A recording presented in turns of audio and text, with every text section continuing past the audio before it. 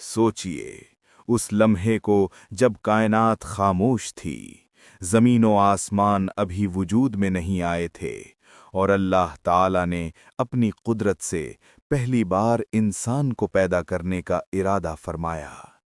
ये सिर्फ एक मखलूक की तख्लीक नहीं थी, बल्कि इंसानी तारीख का आगाज था। कुरान हमें बताता है कि अल्लाह ने आदम को मिट्टी से पैदा किया। मुख्तलिफ किस्म की मिट्टी, ज़मीन के रंग, उसकी सख्ती और नरमी सब आदम के जिस्म का हिस्सा बनी। जब अल्लाह ने इस जिस्म को मुकम्मल कर लिया तो उसमें अपनी तरफ से रूह फूंकी। इसी लम्हे आदम जिंदा हुए और इंसानियत का सफ़र शुरू हुआ।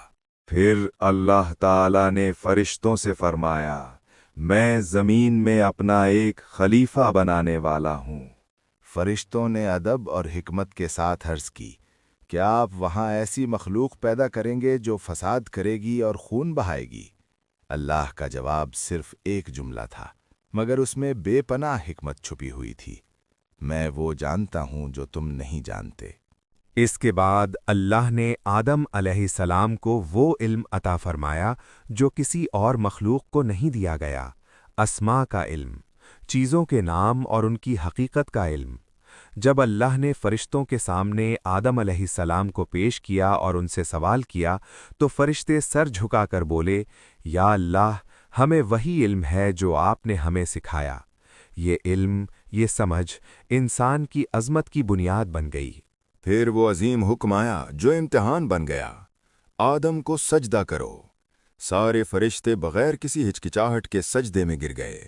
ये सजदा इबादत का नहीं था, बल्कि इज्जत और ताज़ीम का सजदा था, अल्लाह के हुक्म की तामील। लेकिन एक मखलूक ने इनकार कर दिया। इब्लीस, जो जिन में से था और फरिश्तों के साथ रहकर इबादत करता था, उसने सजदा नहीं किया। उसका गुरूर बोल उठा, मैं इससे बेहतर हूं, मुझे आग से पैदा किया गया और इसे मिट्टी से। ये पहला तकब्बुर था, पहली नाफरमानी और पहली बगावत। अल्लाह ने उससे पूछा कि किस चीज़ ने तुझे सजदा करने से रोका? इब्लीस ने अपनी गलत सोच पर ही जोर दिया। नतीजा ये हुआ कि वो अल्लाह की रहमत से निकाल दिया गया।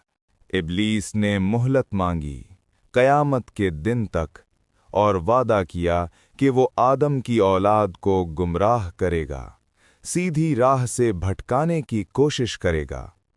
अल्लाह ने उसे मोहलत दी, मगर साथ ही ये फरमा दिया कि मेरे नेक बंदों पर तेरा कोई जोर नहीं चलेगा। आदम को जन्नत में रहने की इजाज़त दी गई, इज्जत के साथ, नेमतों के साथ, लेकिन ये भी वाज़ेह कर दिया गया कि ज़मीन पर एक दिन उतरना है, एक जिम्मेदारी के साथ, खिलाफत की जिम्मेदारी। आदम अलैहिस्सलाम की तख्लीक और फरिश्तों का सजदा सिर्फ एक वाक़या नहीं, बल्कि एक पैगाम है।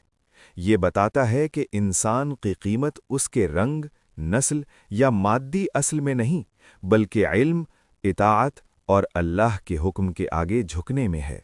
ये वही कहानी है जहाँ से हम सब का सफ़र शुरू होता है, और यहीं से इंसान और शैतान के दरमियान एक हमेशा चलने वाली जंग भी।